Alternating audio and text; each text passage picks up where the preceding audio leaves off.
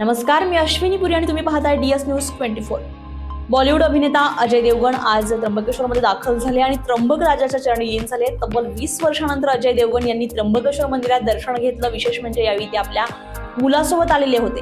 अजय देवगण यांच्या आगमनाची माहिती मिळताच त्यांना पाहण्यासाठी मंदिर परिसरात नागरिकांनी मोठी गर्दी केली। श्रावण महिन्याच्या पार्श्वभूमीवर अभिनेता अजय देवगण यांनी त्र्यंबकेश्वरमध्ये दाखल होत त्र्यंबक राजाचं दर्शन घेतलंय। आपल्या मुलासोबत मंदिरात पोहोचलेल्या अजय देवगण यांनी विधिवत पूजा अर्चा केली आहे। अभिनेता अजय देवगण यांच्या आगमनानंतर त्र्यंबकेश्वर मंदिर समितीच्या विश्वस्तांकडून त्यांचं स्वागत करण्यात आलं। यावेळी त्यांनी त्र्यंबकेश्वर मंदिरासंदर्भात माहितीही विश्वस्तांकडून जाणून घेतली आहे। विशेष म्हणजे तब्बल 20 वर्षांनंतर अजय देवगण त्र्यंबकेश्वरमध्ये आलेत।